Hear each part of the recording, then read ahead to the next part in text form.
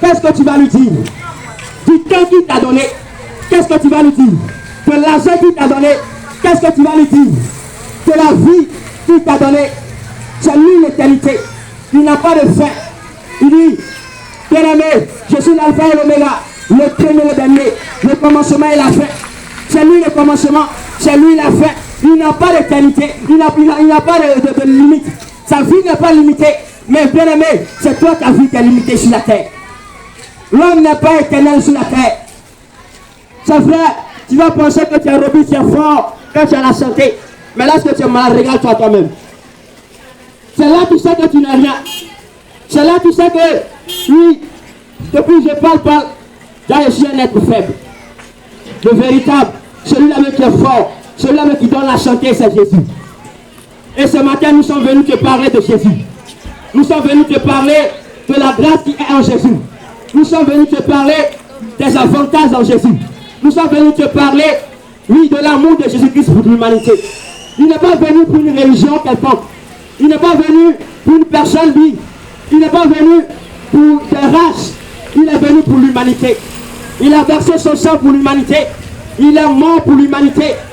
Alors frère, toi qui es encore dans les tourments, toi qui te tourmentes, toi qui t'affliges, il dit, je ne suis pas venu pour les justes.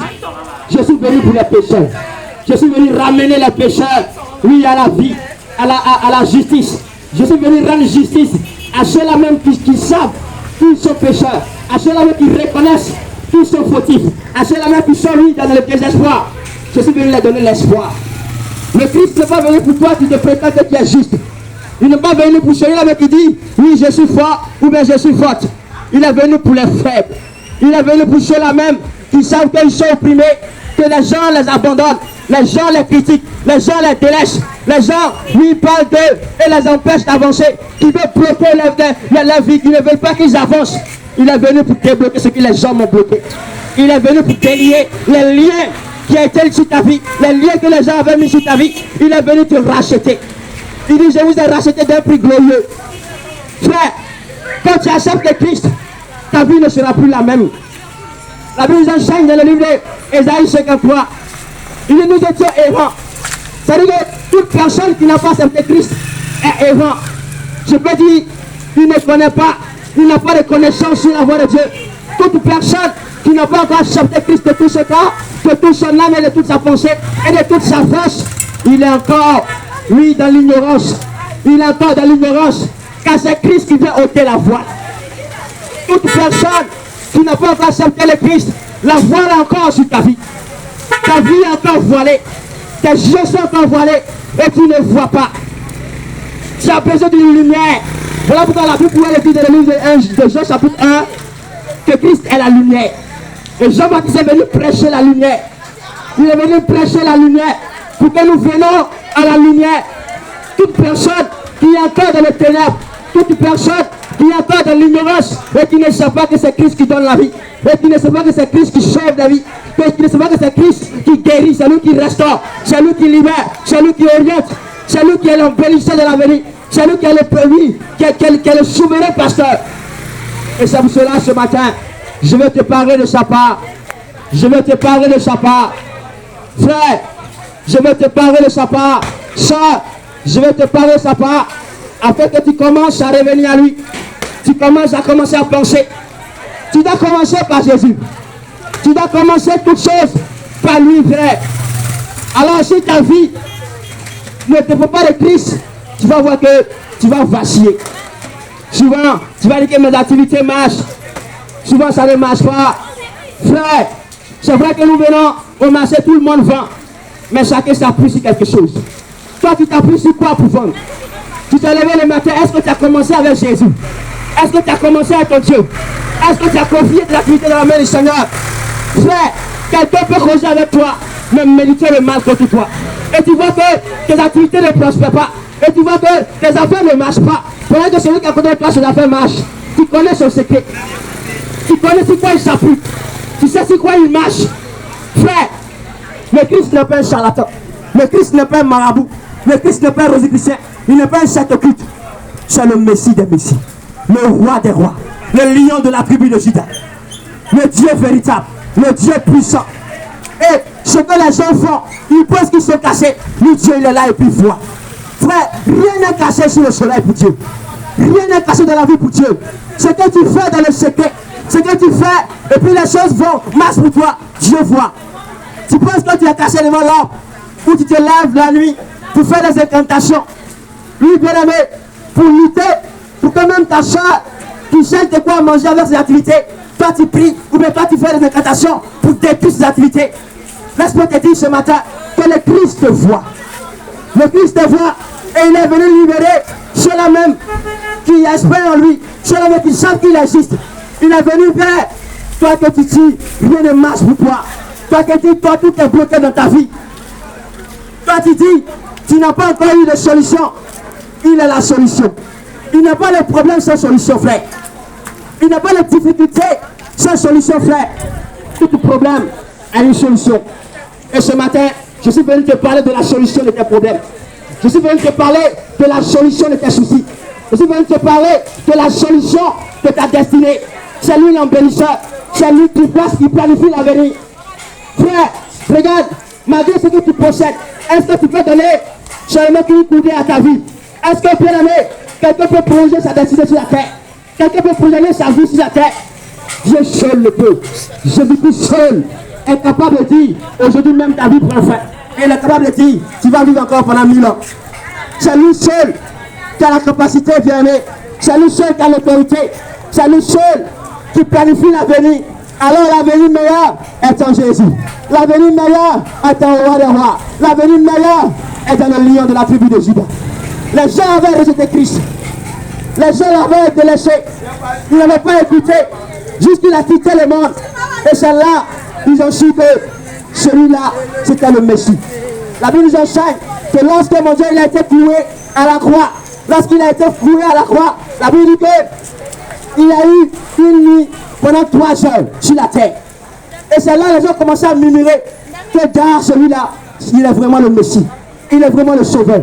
Frère, c'est lorsqu'on a envie qu'on peut se repentir. C'est lorsqu'on a envie qu'on peut revenir à Christ. Après la mort, tu ne pourras plus te repentir. Tu ne pourras plus accepter Jésus. Après la mort, il n'y a pas d'évangélisation, frère. Après la mort, il n'y a pas de pardon, frère. Tu ne pourras pas demander pardon à Dieu, Seigneur, pardonne-moi, je ne savais pas. Frère, tu ne peux pas dire, Seigneur, je n'ai jamais entendu parler de toi. Ce matin, Dieu te fait la grâce d'attendre sa parole et de revenir à lui. De venir à lui parce qu'il a un projet pour toi. De venir à lui parce qu'il a un plan pour toi. De venir à lui parce qu'il a plusieurs choses. Il a plusieurs projets. Il a des projets de paix. Toi, tu as toutes choses. Tu as l'argent, tu as les enfants, tu as ton mari, mais tu n'as pas la paix. La paix, c'est Dieu qui donne. La paix, c'est Jésus-Christ qui donne. Et lorsqu'il est dans ta vie est libre. Tu es en paix. La Bible dit que vous connaîtrez la vérité et la vérité vous affranchira. Vous connaîtrez la vérité et vous serez libre. Toute personne qui n'a pas Christ n'est pas libre. Toute personne qui n'a pas Jésus, il n'est pas libre. C'est lui qui apporte la liberté. C'est lui qui apporte la liberté, frère. C'est lui qui apporte la vie, la liberté, soeur. Et il t'appelle ce matin. Il t'appelle ce matin. Il nous enseigne la parole, ça vous prend recevoir. Il dit, voici, je me tiens à la porte. Je frappe. Et je vais entrer dans ta vie. Je vais entrer. Ouvre la porte et je rentrerai chez toi. Frère, quelqu'un a une porte ce matin que Dieu veut entrer. Il frappe à ta porte ce matin. Il veut que tu laisses l'ouverture pour qu'il entre. Il veut que tu ouvres la porte pour qu'il vienne demeurer chez toi. Frère, lorsque Christ est dans ta maison est en sécurité. Alléluia. Lorsque Christ est dans ta maison prospère. Amen. Lorsque Christ est dans ta maison a la joie. Amen. Lorsque Christ est dans ta maison, l'atmosphère de ta maison change.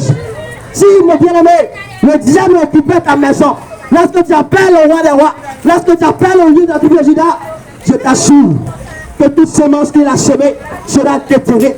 Que toute sort qu'il avait mis dans la maison pour amener les querelles. Il y a des maisons, chaque jour il y a palabre, chaque jour il y a querelle. Frère, laisse-moi te dire que Satan réside dans ta maison. L'esprit impur réside dans ta maison. Vous allez voir que dans les maisons, dans ce genre de maisons-là, il y a toujours des querelles. Il y a toujours des disputes. Des disputes, même quand tu regardes, il n'a même pas de source. Ça n'a même pas de valeur, ça n'a même pas d'importance. Mais on prend tout ça à faire. Vous allez dire que non, celle-là, elle aime trop palabre. Lui, il aime trop parler.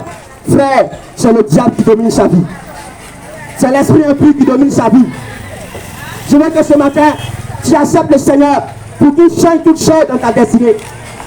Je veux que ce matin, tu acceptes le Messie pour qu'il change toutes choses dans ta vie. C'est lui, le véritable. Et il a besoin des adorateurs. Il a besoin des personnes qui l'acceptent totalement, qui abandonnent leur destinée pour lui, qui abandonnent leur vie pour lui, qui abandonnent leur âme pour lui. Il a besoin de gens qui reconnaissent la faute, des personnes reconnaissantes, des personnes reconnaissantes, qui savent, lui, que la vie n'est pas agréable à lui, qui savent qu'ils sont pécheresses, qui savent et qui reconnaissent que la vie n'est pas digne. Et il veut les ramener à la vie, il veut les ramener à la marche.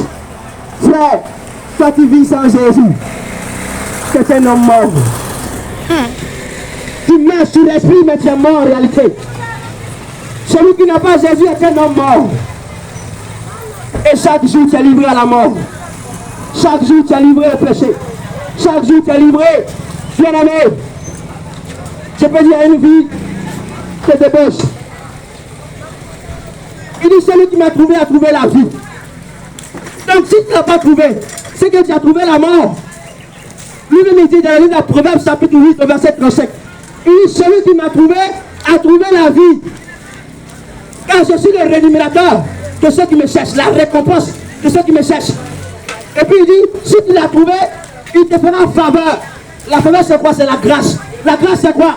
C'est une faveur imméritée. C'est-à-dire que c'est quelque chose que tu ne mérites pas, que Dieu te donne. Regarde, à cause de tes actes méchants, à cause des pensées méchantes de ta destinée, tu n'as pas, il veut dire quoi? L'autorité même d'avoir la vie. Mais Dieu te fait grâce ce matin de vivre. Alors ta vie là, tu dois la dédier au Seigneur. Tu dois la dédier au roi des rois. C'est lui la vie, Père. C'est lui la vie, soeur. Et il veut ce matin que tu reviennes à lui. Il veut ce matin que tu l'acceptes. Il veut ce matin que tu fasses de lui ta priorité. Il veut ce matin que tu fasses de lui, frère et soeur, que commencement est fait. Tu dois commencer avec lui et tu dois terminer avec lui. Alléluia. C'est l'alpha et l'oméga, frère. Il est le premier et le dernier. Après lui, là, il n'a pas de sauveur. C'est l'unique sauveur. La Bible enseigne dans le livre Actes chapitre 4, verset 12. Il dit, il n'y a le salut en aucun autre nom. Il n'y a aucun autre nom qui a été donné sur la terre, dans le ciel, sous la terre, dans les cieux. Si ce n'est le nom du roi des rois, si ce n'est le nom du lion de la tribu de Juda, si ce n'est le nom de Jésus-Christ de Nazareth, il est le seul vrai Dieu. Il est le seul sauveur de ta vie. Et ce sauveur t'appelle ce matin. Ce sauveur te cherche ce matin. Il te parle ce matin de revenir à lui. De revenir à lui. De revenir à lui. Comme il pouvait le dire dans le livre de Hébreux 9, il est réservé aux hommes, aux femmes, de vivre qu'une seule fois. Et après quoi vient le jugement. Frère, la vie c'est une seule fois. Quand tu vas quitter dans ce monde, tu ne vas pas dire Seigneur, pardonne-moi, laisse-moi revenir encore sur la terre pour changer ma vie. Il n'y a pas de pardon encore. Il n'y a pas de seconde chance. Tu as seulement qu'une seule vie sur la terre. Et cette vie-là, tu la dois au roi des rois. Lorsque tu ne seras plus sur la terre, il va te demander qu'est-ce que tu as fait du temps qu'il t'a donné sur la terre. Qu'est-ce que tu as fait de l'argent qu'il t'a donné sur la terre. Frère, pense ici. Pense ici. Pour que les choses changent dans ta vie, tu dois l'accepter. Le secret de la prospérité, le secret de la grâce, le secret, oui, de l'élévation, c'est l'acceptation de Christ. Quand tu acceptes Christ, toutes choses changent. Quand tu acceptes Christ, toutes choses changent. Et ce matin, je suis venu te parler de la bonne nouvelle. La bonne nouvelle, c'est qu'il y a un sauveur qui veut que tu viennes à lui. La bonne nouvelle, c'est que Jésus-Christ t'attend. Et il veut que tu fasses de lui ton ami. Il veut que tu fasses de lui ton Père, ton sauveur, l'unique Dieu, ton appui, ton refuge, ton réconfort, pour que ta destinée soit meilleure, pour que ta vie soit meilleure. Alors il t'appelle ce matin, frères et sœurs, parents, Jésus-Christ vous appelle ce matin. Il vous appelle de revenir. Regardez vos pas. Regardez le chemin que vous empruntez. Il dit, je suis le chemin, la vérité et la vie. Si tu veux être sauvé, tu dois passer par lui. Si tu veux être sauvé, tu dois passer par lui. Hors de lui, il n'y a pas de salut. Hors de lui, il n'y a pas de salut, frère.